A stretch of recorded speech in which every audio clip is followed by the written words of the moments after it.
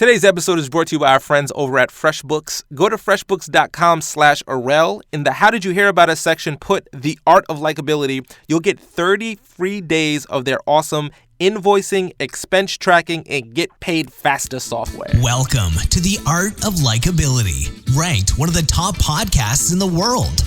In this podcast, you'll discover how to leverage likability to build stronger relationships, lead more efficiently, close more sales, and keep customers happy while increasing success in your professional and personal life. Let's jump in with your host, A.W.E. Moody. What's going on, Art of Likeability family? A.W.E. Moody here, your host of the Art of Likeability podcast, where we give you super amazing insider strategies on how to absolutely take your life to the next level by building meaningful relationships, by getting involved in areas where you feel like you can't, which involves people. Any way you can get better with people, everything in your life absolutely gets to the next level. And today, I'm very excited because we have with us a powerhouse of a human being, okay?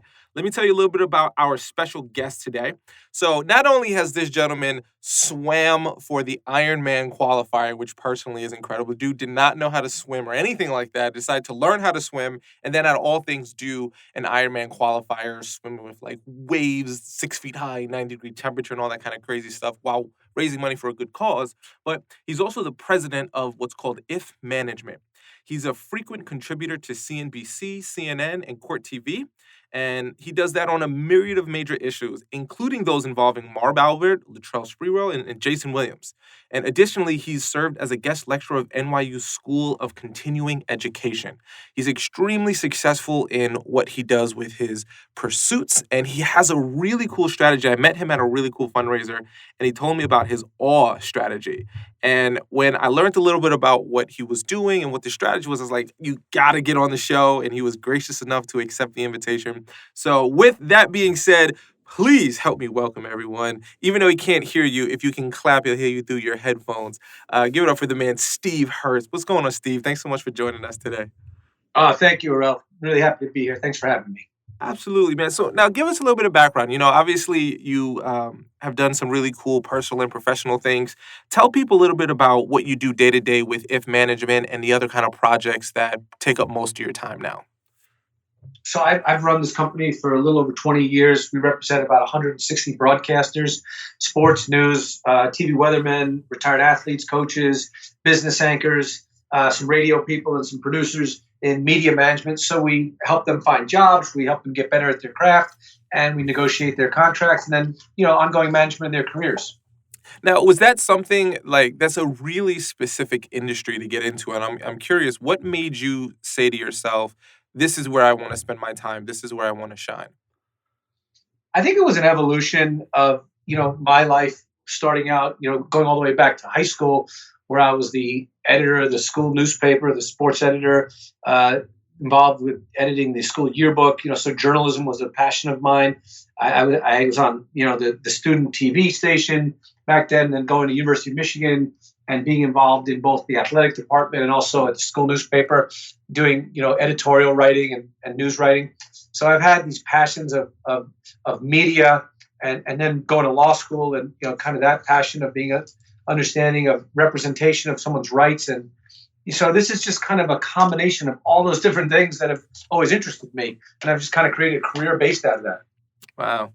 And, over the years, you've kind of put together something that you call AWE, which is an acronym, A.W.E, Inspiring Communication. Is this something that you purposely set out to create? Is it something that kind of revealed itself over the years? Where did the kind of impetus for what you call your communication strategy that's applicable really in all communication, where did it even come from in the first place? I think it comes from just observing people communicating over the years. And, once you sort of see the world through this kind of awe prism, you sort of start seeing everything in that prism. So if you're watching John Kasich debate Donald Trump, you might say, oh, John Kasich lacks authority. If you see, going to synagogue or church, you hear the rabbi or the preacher, this guy lacks energy or doesn't lack energy, and it helps you understand people through that prism. And I just found it to be something that is very easy to remember, and it's a very easy trigger. So, just to define it, awe stands for authority, warmth, and energy. And I believe anyone to be a great communicator has to have at least two of those three qualities.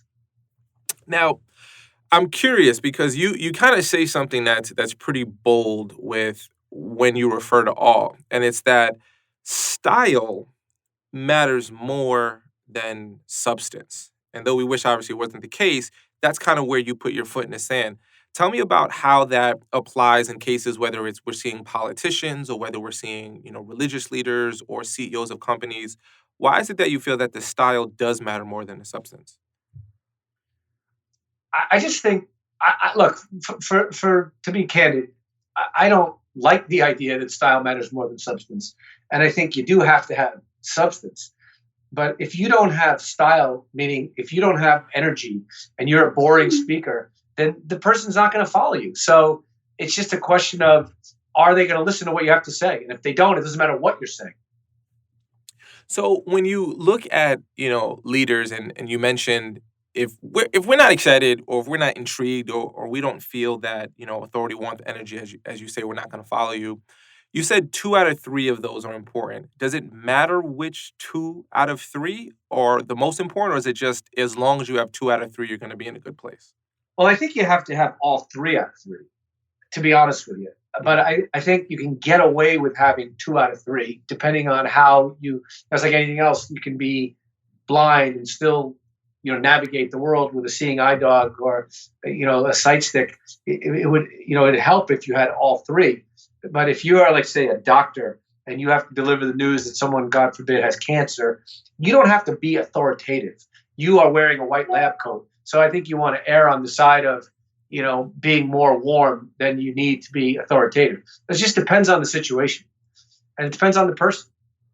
All right. So then walk me through, and obviously I totally understand, a lot of things are circumstantial. And, for example, what you're saying with the doctor, right? Like you don't want him to come in too authoritative when he needs to be warm. But let's kind of get started with, if I'm someone who wants to become a better, inspiring communicator and I'm understanding authority, warmth, energy, what recommendations would you share with us? Where do we start? Do we start with authority? Do we start with warmth, energy? Do we start where we're lacking and get better at it? Do we start where we're strong and get better? So now that I get this from you, where do I start? Well, I hate to be coy here, but you start where you start, right? So where I would start is first an analysis of oneself, and that's where I come in, or someone else could come in, giving you a fair critique of yourself. So you have to be open to the idea of why a person may not have authority. So, for example, if you speak with your voice is very high pitched all the time, that in and of itself is going to create a lack of authority in your persona.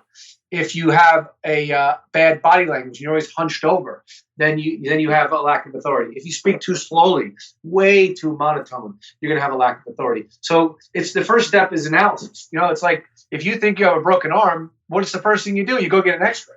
So this is the same thing. You would go get a communication X-ray, and then you'd figure out where your strengths and weaknesses are.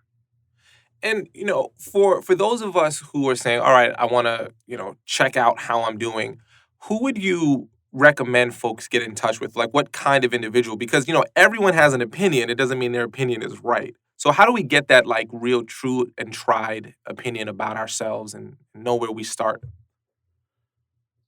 Well, that's a really good question. For me, I think the question is to figure out, to your exact point, that everyone has an opinion about these things. So what's subjective versus objective, right? If someone thinks that 6'5" people are too tall, then they're subjectively discriminating against tall people. If someone happens to be 7'5" and they think anyone under 7 feet is too short, then they're subjectively discriminating against short people. I'm just using that by way of example.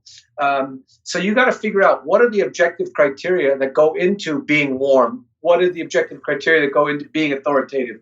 And what are the objective criteria that go into being energetic? So I think it's finding someone who's able to analyze that and also being honest with yourself. You should be able to put yourself on tape and be able to say, you know what, my voice does lack authority. So you can go to a voice coach. You should be able to know if your posture is good or bad. These are not things that should be that hard to figure out. And what are some of the areas that, and you've been working with executives and you coach executives and you work with some really high powered people who we would assume from the outside looking in, well, the only way they got to this level is they must have all of these really down packed. But when you work with people, you kind of can see blind spots or common areas where even if someone self assesses, they're just blind to it because, they're drinking their own tea, if you will. What are some of the blind spots that you've noticed that are kind of a tying thread through people that they probably wouldn't catch just by giving themselves a self assessment? Well, look, ego is the biggest blind spot, right? And I think that a lack of humility is the exact flip side of too much ego. So my view on it is anyone can get better at anything they do. So if you look at this whole concept, not in an absolute way, but you look at it as a continuum, any one of us, myself included, you included, and you're a fantastic speaker, but you could get better. I could get better. I mean, Martin Luther King probably could have gotten better at I Have a Dream, even though it's probably the greatest speech ever given, right? Mm-hmm. So if you look at it in a continuum, then it's not about, am I good or bad? It's, am I good? Can I get better? And how can I get better? And I think real successful people always want to get better at everything. And that's the way I would look at it. Yeah, no, that makes a lot of sense. And I'm very, very much into the idea of the growth mindset versus fixed mindset, that psychology is very, very important to all winners. Well, you're in the minority. I know, I'm serious. I think you're right. I'm in that group too. Obviously, a huge fan of Carol Dweck. I love the word yet. But most people don't see things that way. They say, well, I'm authoritative. Maybe you are. Or could you be more authoritative? That's the operative question. Well, now this is a very interesting psychology question. I'm interested in your just opinion on folks here. When you meet someone who can be more authoritative, but they do kind of have a fixed mindset of I don't have to worry about that. I'm pretty good at that. At that point, from just a coaching perspective, is that someone that you can still reach, or at that point is it done? No, game over. Somebody once told me this line. I remember it for the rest of my life. 20 years ago, a client of mine told me this. He's still a client, Brian Baldinger. He said, the teacher will arrive when the pupil is ready. And until the pupil is ready, you're wasting your time as a teacher. So the answer is no, unfortunately. Yeah, it's I go back and forth with this idea of just in general, can you create hunger or motivation in someone, or can you just release it once they realize they need it? And the more and more life goes on, I kind of start leaning towards what you're saying. Yeah, I think you're right. I think you can't cajole someone into wanting to get better. That has to come from within. And again, it's a lack of humility. It's really hard because what I'm kind of proposing and wanting to teach people is that the greatest competition you have in life for success is yourself. And most people have a hard time kind of seeing the world that way. They want to think that whatever shortcomings they've had in life is because their boss didn't like them enough. They got screwed out of something. Somebody beat them in a sale that they should have gotten. On and on and on and on and on. And that all may be true. And then the question is, so what? What can you do about it? What can you control? And if you focus on what you can control, then you have a chance. But a lot of people don't want to do that. It's too hard to look within. Yeah, and I think that's a phrase that's worth repeating, because if you're not willing to grow, that means you have lack of humility, because that's it. I mean, everyone I know who's doing well in any area, they're constantly reading, they're constantly growing. I'm assuming everyone's listening to this podcast because you also want to grow, which is extremely important. So let's talk about making that growth. And you're very astute at the objectivity. And obviously, if people wanted to, coach with you, that's what you do for a lot of executives. So if folks wanted to connect with you, this is what you can help them do with those blind spots. And for the rest of us, if your listeners want to email me for an evaluation, I'm happy to do that too. And we can figure out a fair compensation for that at some point. I'm not limiting my business to just the high end. It's something I'm looking to move into, is more of a broad-based idea of helping people. Because at the end of the day, what I'm trying to do for people is I'll give you the x-ray reading, so to speak. I'll tell you have a broken arm or not. But once you have the x-ray, it should be relatively easy to fix it. If I'm right and my analysis is correct, that objectively you don't have enough authority, warmth, or energy, whatever it might be, and why you lack that quality.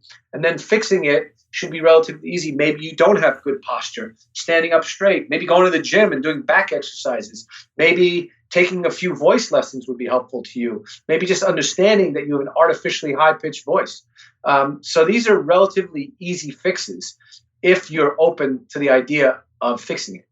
Right, that self-evaluation, that honesty. So let's go over that. Let's look at each one of these letters and let's look at, and you don't have to give us all of them, of course, but just give us some. What are some of the objective ways one can see if they have enough, and let's start with authority. What are the objective ways for me to say, how am I doing in the authority department? Okay, so I talked about a few of them already. One of them is your voice. Very important. If you have a high-pitched, nasally voice, objectively, that versus sounding like James Earl Jones, 10 out of 10 people in a room are going to think that James Earl Jones has a more authoritative voice than Minnie Mouse, right? I mean, those are the extreme examples. But somewhere in between James Earl Jones and Minnie Mouse, you can evaluate whether your voice can have more resonance, and that's kind of that scratchy quality, or can have a more properly placed pitch. So that's kind of the do, re, mi, fa, sol, la, ti, do kind of scales.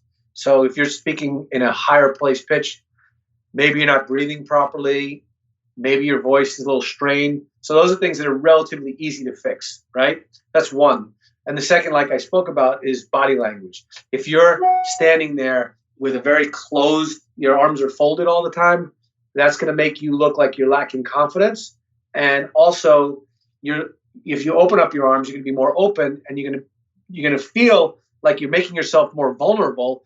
And kind of counterintuitively, the more vulnerable you allow yourself to be within reason, the more authoritative you're going to be, because you're not coming across like an insecure person.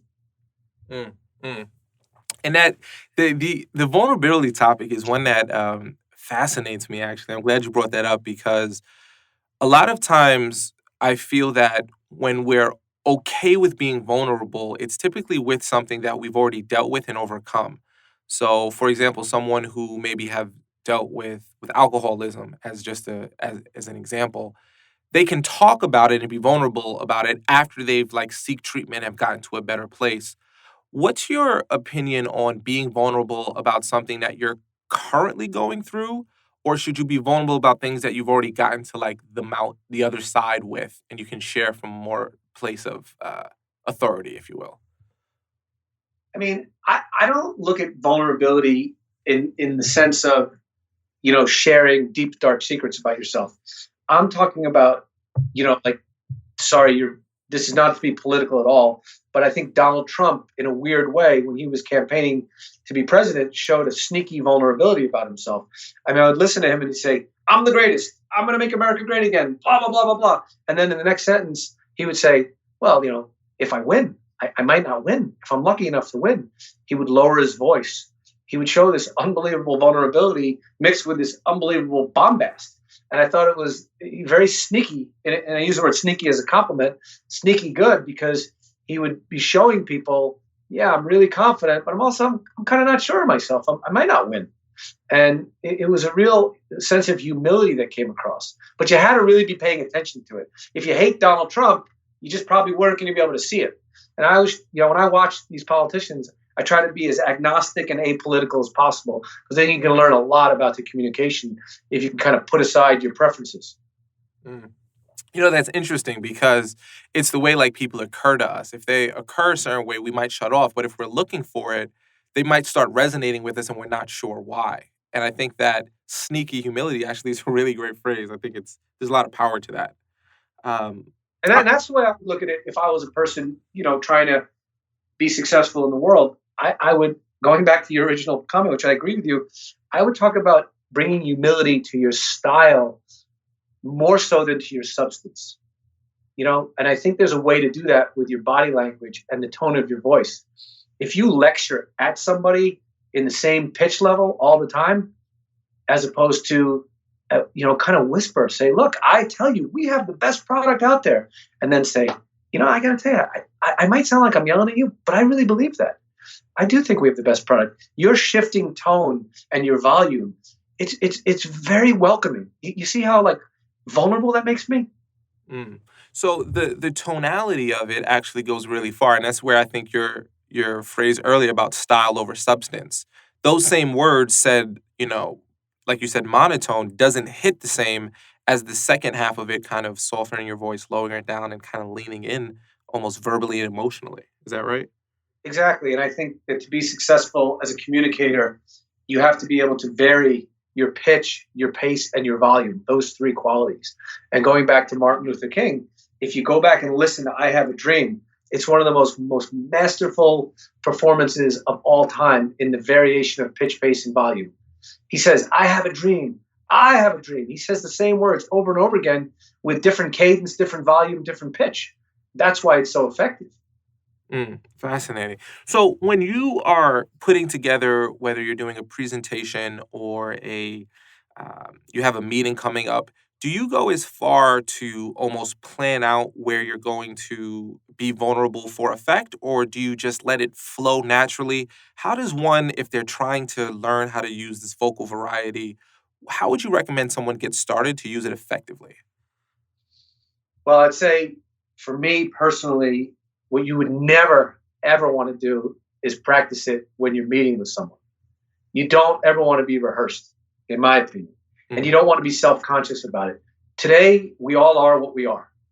The question is, can you practice with your girlfriend, with your boyfriend, your husband, your wife, your parents, your friend? You can practice in front of the mirror. So it's kind of like sports. You don't want to be practicing your serve when you're playing that big match. You want to know that you're throwing the ball up at the right level. The last place you want to be thinking about something is in that moment where you need to be doing it. So that's my advice: is practice it before or after, but not during. And look, I never want to feel rehearsed. I've worked really hard to try to understand these concepts and practice them in my life, and I don't want to be insincere. I don't think there's anything insincere about being vulnerable. That actually makes you more real. But if you're practicing being real in a conversation with someone in a big business meeting or on a date or something, you're going to come across like a fraud. Right, right. And that's the key part. And that's one of the things that's fascinating about even, the entirety of the podcast we put out is we're putting together these strategies to give you what's called like conscious competency. And I think that's what Steve is doing as well. He's giving you conscious competency so that Actually, you know funny what you to use do. that term. Okay, do you mind me cutting you off for a second? Please. I actually use a very similar phrase Yeah. to teach my method, but I actually call it unconscious competency. So I don't know, maybe we'd be in a little bit of a difference of opinion here. Tell But me I about try it. to. Oh, I'm sorry. I said, tell me about it. I'd love to hear it. So I think people come from a place of blind spot, right? A weakness that they don't even know they have.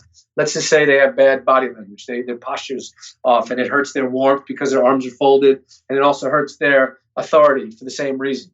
So you could be in a business meeting and you just have this bad habit of folding your arms all the time. I call that an unconscious incompetency, and you don't even know you're doing it. So the second step would be to create awareness of that. You're still doing it. So I would call it I would call that a conscious incompetency.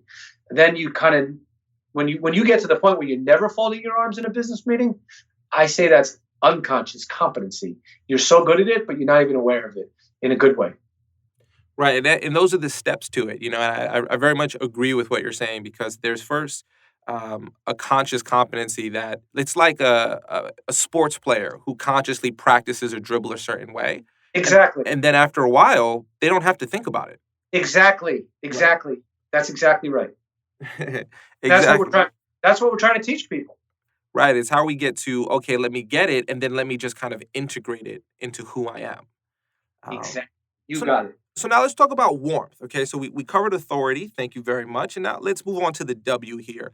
What are some objective ways that we can figure out how we're doing in the warmth department? Okay, so I think smiling at people is very important. Maintaining eye contact, not just when you're speaking, but also when they're speaking. I think hugging. I'm a huge believer in hugging.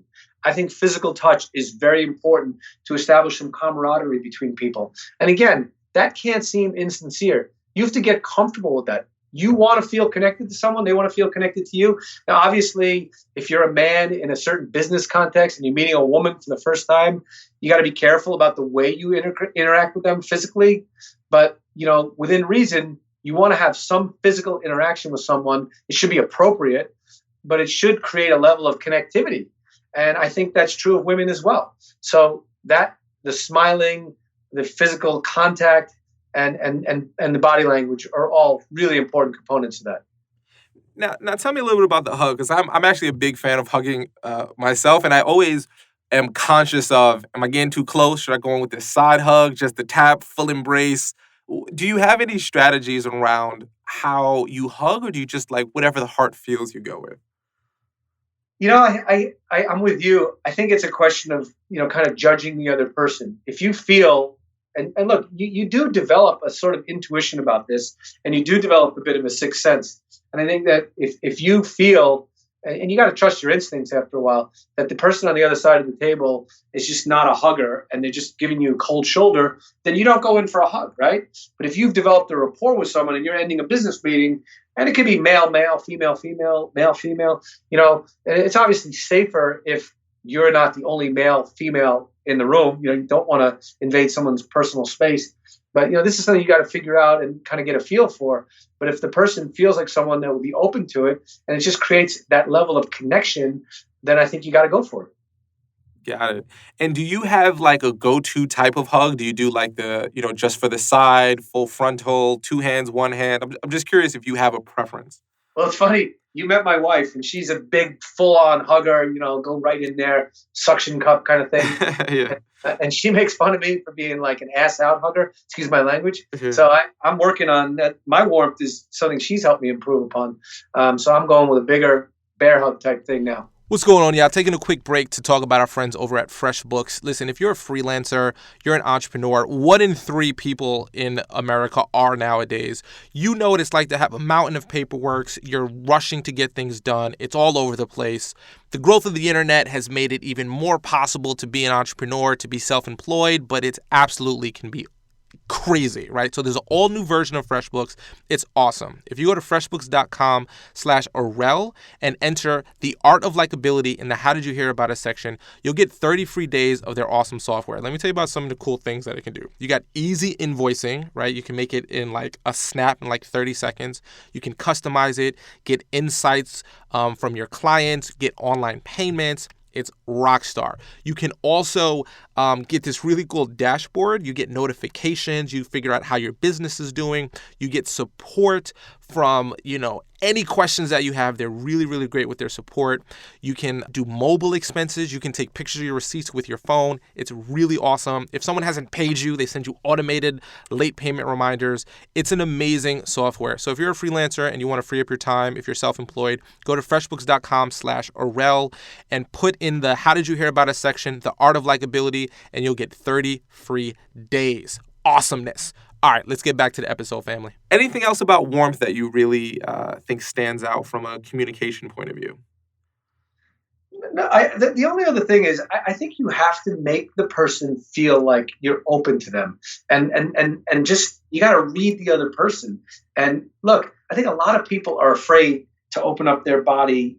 I'm not saying physically, but physically in the sense of their arms opening up, or smile more, or be vulnerable because they're afraid they're going to get hurt. I think this is kind of like the microcosmic behavior that goes on in these little tiny interactions in the business community that go on in the dating world. And the fear is, oh, well, if I hug the person, they're not going to hug me back. Or if I open up my body language, they may not reciprocate.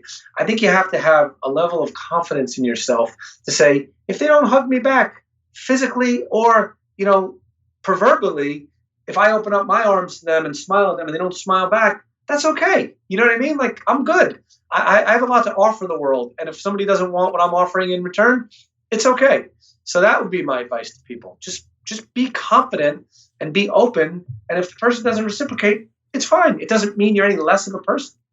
And that takes a lot of bravery. It takes a lot of bravery because a lot of us, we live our life, I think, in a very reactive state. How do people react how do people respond and then we react to how they respond versus kind of The analogy someone gave me, which I always liked, is that there's like two types of people.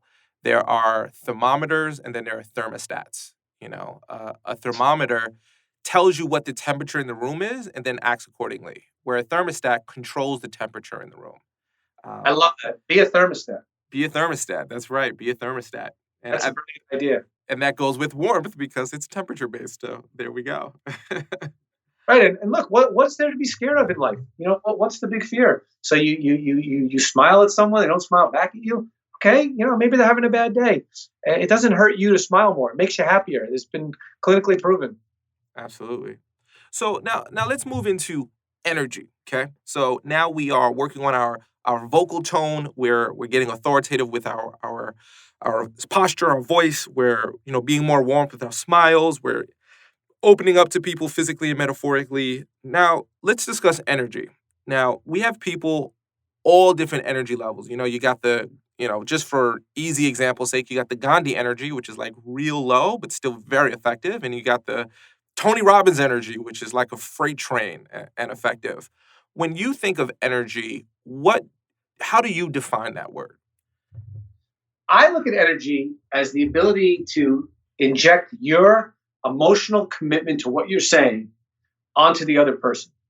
And if you can do that and you're Gandhi because you have such an unbelievably captive audience and you have such an unbelievable physical persona about yourself, and you can use that to keep your audience emotionally committed to what you're saying, that's fine.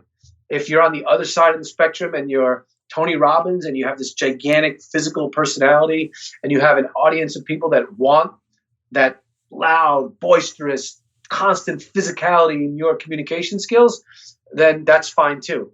I tend to err on the side of Tony Robbins versus Gandhi because I think that you're very, very rarely going to find an audience that's going to be so captivated that you can be in that low energy moment.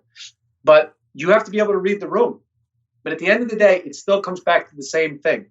Can you make the audience as emotionally committed to your statement as you are?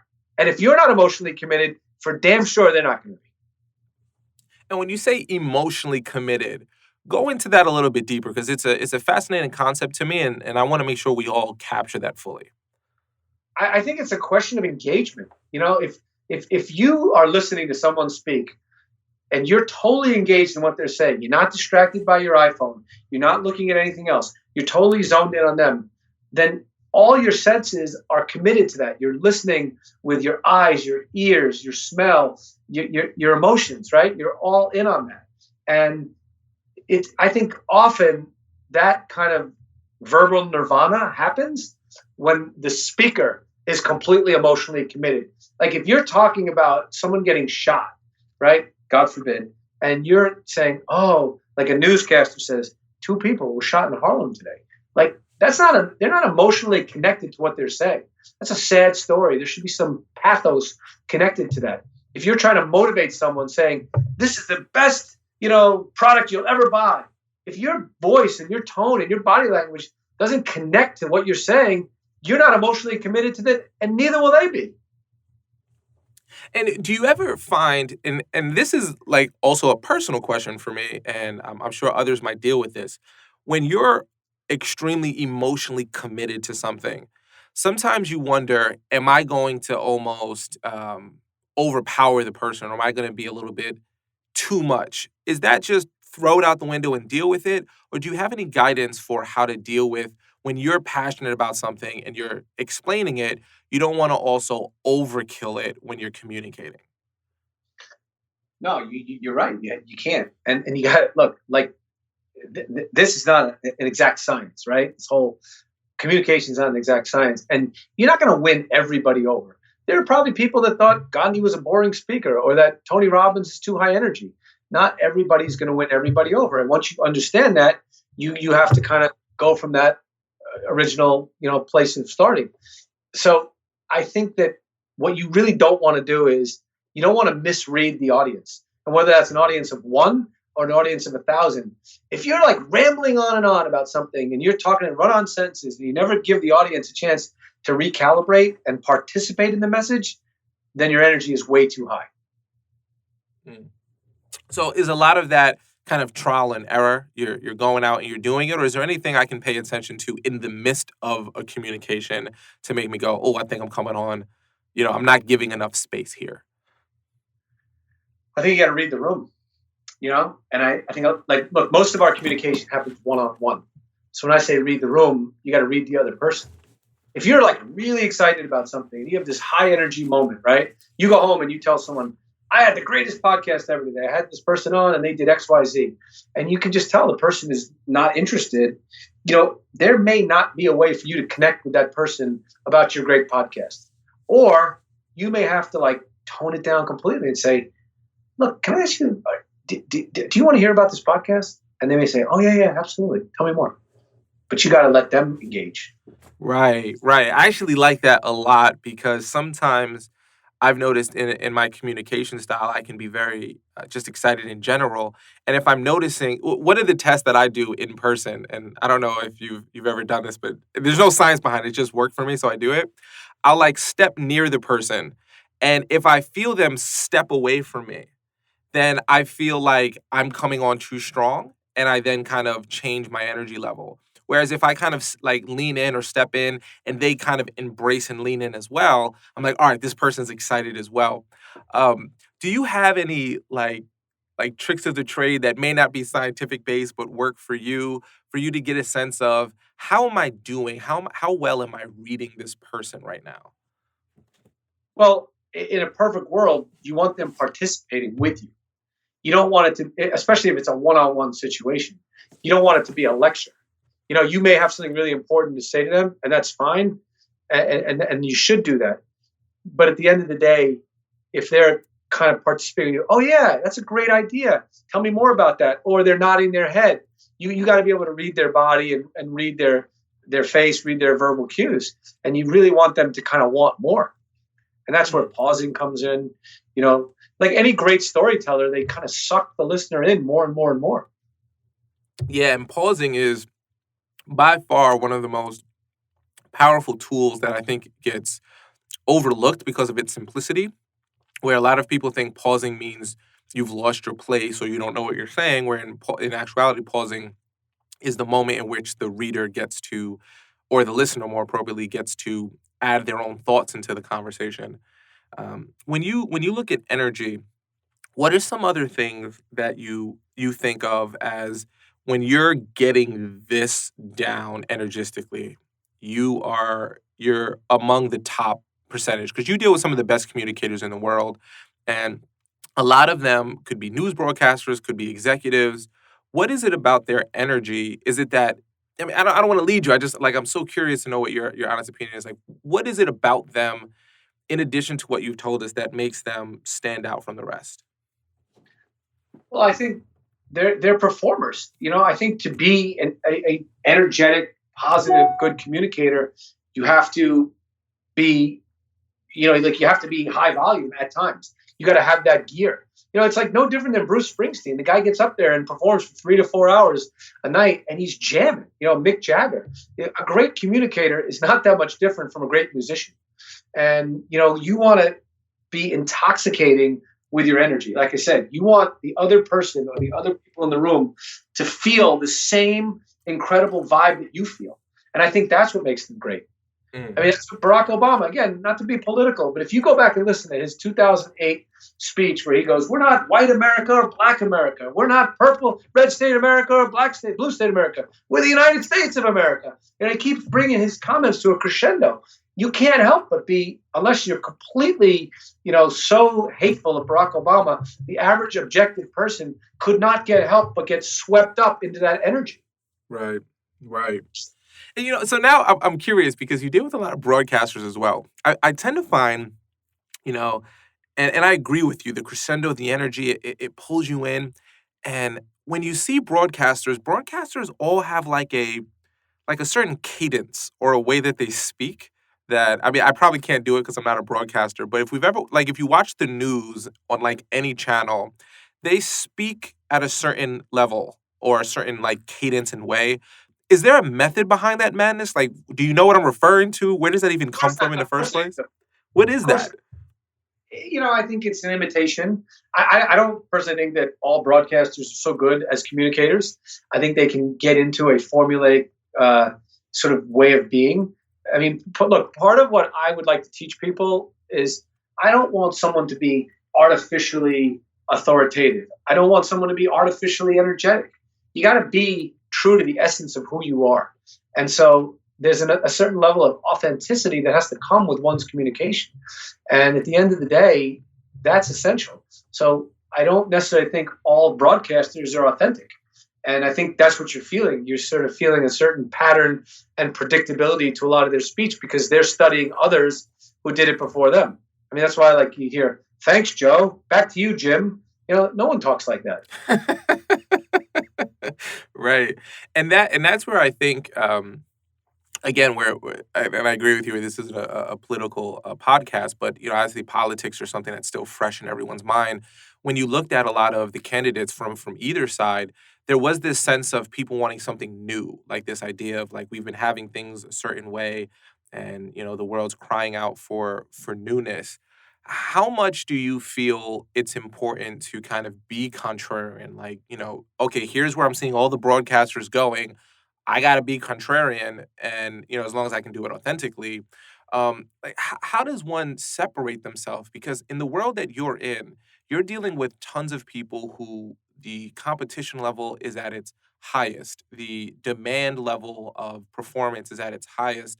How do people who have a very similar kind of CV or resume set themselves apart from people who are just as qualified skill wise? Well, I mean, look, you got to be compelling and you got to do the best that you can do with what you have in this world. So if you have crooked teeth, you probably want to get them fixed. If your voice is artificially high pitched or you just got into a bad habit of speaking that way, work on it. If you're 20 pounds overweight, lose weight. You know what I mean? Like there are things that anyone can get better at. Taking us back full circle, I would say developing your own self-awareness about where you can improve and then working on those things to improve yourself to be more compelling. That's what I would say. I mean, look, the people that I represent, the people that are on TV, to quote The Godfather or The Sopranos or both, they chose this life. So if you want to be on television, it generally helps to be better looking than the average person. So if you don't look as good as you can look, you probably want to look as good as possible. You want to stay in good shape. You want to make sure you look as good as you can. And those are the kinds of things that you have to be aware of. And if you don't like it, do something else. There's a lot that comes with just being very self-aware. And, that's one of the things that I think we could do a lot more justice with. And one of the things I liked about you, when I first met you, just struck me as someone who very much, speaks from the heart, is very straightforward, and that self-awareness. And I think that's what you probably do a lot with your clients is you give them that straight talk to say, look, I'm not here to tell you what you want to hear. I'm here to tell you what you need to hear. And here's what it is. If this is what you want, here's the path to it. And I think that's what we're lacking from a lot of people. And, I'm sure people come to you for that straightforwardness and for your skill set. Why are we so scared? Like, if you had to look at why people are so afraid to be, honest, but, being authoritative, warm, and having great energy, but why is the honesty in helping someone such a fearful, like, path for so many? Oh, you mean from the person dispensing the advice? Yeah, the dispenser of the truth. Well, first of all, I think that most people don't walk around saying, hey, what's wrong with me? So for us to go out there and give advice to someone who doesn't ask for it, that's not going to be particularly well received. Right. I'm lucky. Like most people know what I do for a living and they know my methodology, at least my close friends do. So they ask me for my advice all the time. And I'm like, I really like you. You're a great guy. And they say, no. Come on, be honest with me. And then like the other night I told a friend of mine he lacked energy. And I thought, okay, he's never going to talk to me again. Yeah. And he texted me 3 days in a row, after that conversation. He's like, I love what you said to me. I've been so pumped up for the last 3 days. Everything's going great at work. He wrote A.W.E. I love it. So great. But, it could have gone the other way also. He's a sensitive guy. And God knows, maybe I hurt his feelings. Plus, which a lot of people that I know and that they are successful. They're not like homeless, So we're trying to take people that are really good and making them great. But most people who are good may already think they're great, or they may be happy being good. You got to find that particular person who only got good because they cared to get good, and then care to get better and want to be great. And that's a small subset of people. Right. And do you think that it is possible to awaken that in someone? Kind of going back to what we talked about a little bit earlier, is it possible to awaken that desire for that feedback, or is that just internal epiphany that one must discover on oneself by oneself? No. I think you can awaken it in someone, and I've been doing it for almost 25 years now in this field. When people come to me, they do come to us because they want to improve their lot in life, whatever that might be. And then it invites the question, well, as opposed to like me being a magic bullet for you in getting you a new job, do you want to hear my opinion on the process by which we can go about helping you achieve your goals? And then once that dialogue is opened and they say yes, then you've really created, I hate to use this term because it's not my favorite, but you create the safe space to have that really constructive dialogue for them. And they know, most importantly, the way people are going to take advice to you, even if it's hard advice, is to know that you care about them. This is tough love, and they have to know that it's coming from a loving place. Because if they don't think and really believe that you have their best interest at heart, and you're not just tearing them down, they will not listen to you. Right. And that comes from a place like you can't fake that. You can't fake the funk. You can't just be like, "Oh, well, yeah, I care about you." Like we can pick up, when someone truly cares and someone truly wants us to be better, or if they have a self-interest of something or a judgment in their voice. So, and I think that comes with what you're saying with all as well. Like if the warmth isn't in your voice and that warmth isn't authentic, it's just going to fail. I mean, it's going to fall flat. I agree. And look, you also, as you call it, the dispenser of advice, you have to check your ego at the door also. You have to really sit there and ask yourself, am I telling this person something that is, even though it's constructive in some senses, is negative, it is criticism, is part of my motivation for telling them that, so I'm going to feel a sense of superiority to them. And it's really hard. You got to check that. And if you are, then you're not the right guy to give that advice. Right. Because you're not perfect either. Right. Yeah. No, it's powerful. So I'm curious, and this is a personal question, and I understand that there is no one prototype for every situation. But you've been around some of the greatest communicators that have been put on pretty much every major network there is. Is there anyone that you look at from a communicator perspective and go, there ain't no one perfect, but this is as close to you as you get? Like, is there any one person that you've been able to see or interact with that you feel like just is the Michael Jordan of the communication game? Well, I like to look at it the Michael Jordan of warmth, or the Michael Jordan of energy, Okay. So to me, Al Roker is the Michael Jordan of warmth. He has every quality that you want to be in a warm person. He has a non-threatening gaze about him in his, personal style. He's constantly in vulnerable, non-attack mode, physically, with his body, with his face. He's got a very relaxed face and a relaxed body. His kind of perpetual way of being is smiling. His greeting is warm, and he treats you like you're the more important person in the conversation. Whether it's, and I shared an office with him 20 years ago, briefly. He would treat you as if you were the famous person in the room. Hey, how was your weekend? How you doing? Good to see you. You were the more important guy, both in his tone and his text and his body. And if you watch him on the Today Show, and maybe I'm a little biased because I know him a little bit, that you see that comes through. His warmth is unbelievable. I'd also say Bill Clinton, in his heyday, had the Michael Jordan of warmth. He'd shake your hand with two hands. He'd hold on for an extra second. He'd look in your eye, make you feel like you're the only person in the room. That is the kind of thing that I would say. All right, so tell me about authority. Who is doing authority the right way? Right now? Yeah.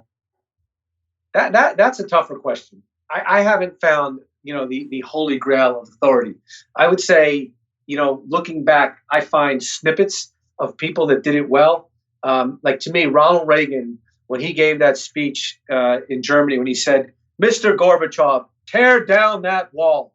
That, to me, in my lifetime, is the apex of authority. Mm-hmm. So, but I just, it's harder for me right now to tell you that someone had. I mean, look, Donald Trump, he had flashes of authoritative brilliance in his communication. So much so that the media who hated him kind of looked upon him and said, this guy is attracting people who want a dictator. He spoke like a dictator, so there's a tremendous amount of authority in his personal communication style. And again, I don't have to like a person. I'm not endorsing anyone by endorsing certain aspects of their communication. I don't want you to get hate mail from this. No, I totally get it. I think that we all have that objectivity, whether someone likes or dislikes, we have to be able to say, hey, if someone's been effective, they've been effective. And I mean, look, I people hate me for saying this, but part of the way that, someone's rate of speech is an important component of their authoritative quality. And it really belies their conviction in what they're saying. And again, the worst person maybe to ever live, Adolf Hitler. If you go back and listen to his speeches, his conviction, and I don't even speak German, you listen to the authoritative aspect of his cadence, and you can see why he was able to whip up a whole country into a frenzy. Right. Yeah, no, absolutely. All right, so let's talk about energy. Who do you look at from an energy perspective and you're like, doing it right? Like I said, Barack Obama in his heyday in 2008, one of the most contagiously energetic speakers I've ever seen in my life. He swept the nation with his energy. I think, back in my field in sports television, part of what I do, two guys that come to mind that are unbelievably successful or were Dick Vitale and John Madden. I mean, when even people like, I would say my mother, my mother doesn't care about basketball, but she would be very entertained and energized by Dick Vitale and John Madden. And that's the mark of a great communicator, because it goes back to the original point of style over substance. If you could take a person that's not substantively interested in a topic and stylistically energize them, then you've got it. Right. And that's the thing that, I think is also important when we talk about this idea of style over substance, because if you've really worked on your style, I can give you some facts. I can give you, some research that you can share that will give you the substance. And, I see it all the time when I do speaking engagements, and I see people whose substance is incredible, but no one's awake in the audience, right? But if you give that same substance to someone like yourself when you're presenting, it's gonna rock the house, which is beautiful. Right. Look, to be a great communicator on all levels, you do have to have the substance. I mean, that's that. Look, you could be persuasive without having substance, but I don't think you can be a great communicator if you don't have the substance. So there's a difference between great and being persuasive, and I don't think you can fool people forever if you don't have the substance. But you sure as hell can't do it without the style. That you can't do. You're more likely to succeed with no substance and a lot of style than with all substance and no style. That's for sure. Absolutely. Absolutely. And earlier you mentioned, and we'll put this in the show notes description and all that good stuff, but you said, hey, if people wanted to connect with you to kind of see if they could get a evaluation from you, or if some folks are executives and they're interested in, taking their communication to the next level, what's the best way for people to stay connected to you and reach out to you?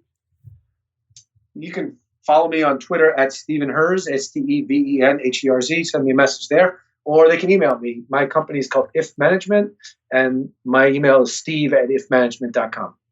Perfect. And Steve, if you can leave us with, if I just walk through a world in which more people got this idea, or if I lived in a world where people let this one idea go, what's that thing that you'd love to see happen in the world? Okay, so there's this famous movie and a play called Glengarry Glen Ross. I don't know if you've ever seen it. And there's this very famous scene with Alec Baldwin where he's lecturing the salesman going, ABC, always be closing. And I have my kind of dream about this would be ABC, always be connecting. If you're connecting with people, then great things will happen for you. And you'll live a life of more openness, honesty, authenticity, vulnerability, and all great things will happen to you. You may suffer a little rejection, but it won't bother you. That's it. That's it. Thank you so much, Steve. Any other last things that we didn't cover? Anything that you want to add about ABCing or anything at all? This has been incredible. We've learned so much about how and where authority comes from and how we can use it. We've learned about where warmth is, what prototypes for warmth is, what we can do to affect our warmth, and energy, how we can really make sure we're using the right energy for the right group. And we can use all three of these in one-on-one communication, large communication, everything in between. You've been very generous with your insights and your passion, your energy, warmth, and authority on the subject. Anything that you'd like to leave us with before we sign out and say thank you for listening? No, the only last thing I would say is being more vulnerable and more humble, showing more humility, does not compromise your authority, warmth, or energy. So a lot of people make this mistake. Oh, if I'm more vulnerable. Now, don't go around telling people, oh, I'm in deep therapy. Nobody needs to know that. But just stylistically, being more vulnerable and more humble does not affect your ability to be authoritative. No one's going to take you less seriously if you are more open to growth. Love it. Love it. So, as I say in every podcast, the information that Steve just shared with you is not going to do anything to affect your life. The application of this information will absolutely be a game changer. Thank you so much, Steve, for being with us. Thank you so much for sharing your insights, and you're a very busy guy. We appreciate you spending some time with us.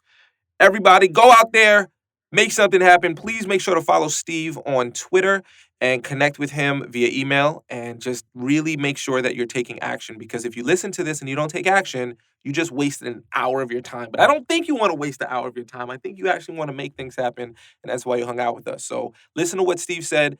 Think of one thing you're going to do differently in your life right now because of this newfound information, one action you're going to take, one philosophy you're going to integrate, and then go make it happen. All right, I'm out of here. Steve, thank you so much. Thank you to everyone for listening.